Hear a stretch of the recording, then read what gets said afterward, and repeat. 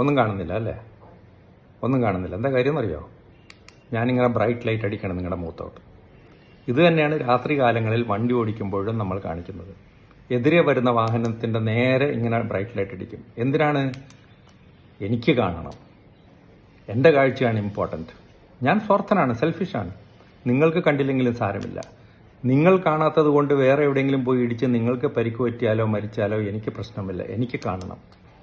എത്ര സെൽഫിഷായിട്ടുള്ള സ്വഭാവമാണ്. ഈ സ്വഭാവം നമ്മൾ ഇന്ന് തന്നെ നിർത്തുക. റോഡിലെങ്കിലും കാണിക്കാതിരിക്കുക.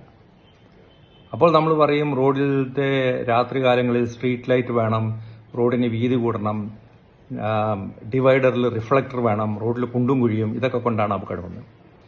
ഇങ്ങനെയുള്ള റോഡുകളിലൂടെ യാത്ര ചെയ്യാനുള്ള യോഗമേ നമുക്കുള്ളൂ. വലിയ വികസിത രാജ്യങ്ങളിലെ പോലെ നല്ല സ്ട്രീറ്റ് ലൈറ്റൊക്കെ തെളിഞ്ഞ് നല്ല വെളിച്ചമുള്ള റോഡൊന്നും നമുക്ക് കേരളത്തിൽ അടുത്തൊന്നും പ്രതീക്ഷിക്കേണ്ട പല കാരണങ്ങളുമുണ്ട്. അപ്പോൾ ഉള്ള ഫെസിലിറ്റി വെച്ചിട്ട് എങ്ങനെ അപകടം ഒഴിവാക്കാം എന്നുള്ളതാണ് പറയുന്നത്. രാത്രി കാലങ്ങൾ ഇങ്ങനെ കാണിച്ചിട്ട് ഞാൻ സ്വാർത്ഥനാണ് എന്ന് കൂടെയുള്ള പാസഞ്ചേഴ്സിനോടും നാട്ടുകാരോടും വിളിച്ചറിയിക്കുന്ന മോശ സ്വഭാവം നിർത്തി പരസ്പര ബഹുമാനത്തോടെ എതിരെ വരുന്ന വാഹനത്തിന് ഡിം ലൈറ്റ് കാണിക്കുക. ഒരു കാര്യം മനസ്സിലാക്കുക, കേരളത്തിൽ പ്രതിദിനം 10-11 പേരാണ് മരിക്കുന്നത്. ഇങ്ങനെ രാത്രികാലങ്ങളിൽ ലൈറ്റ് അടിച്ച് കാണിക്കുന്നതാണ് രാത്രിയിലെ അപകടത്തിൻ്റെ പ്രധാന കാരണം.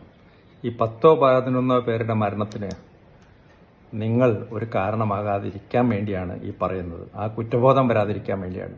രാത്രികാലങ്ങളിൽ എതിരെ വരുന്ന വാഹനത്തിനോട് ഇങ്ങനെ ബ്രൈറ്റ് ലൈറ്റ് അടിച്ച് കാണിക്കാതെ ലൈറ്റ് ഡിമ്മാക്കി സ്ലോ ആയി പോവുക. സ്ലോ ആക്കേണ്ടി വരും. അങ്ങനെയുള്ള യോഗമേ നമുക്കുള്ളൂ. സ്വാർത്ഥത വെടിയോ രാത്രികാലങ്ങളിലെ അപകടം ഒഴിവാക്കുക. Thank you.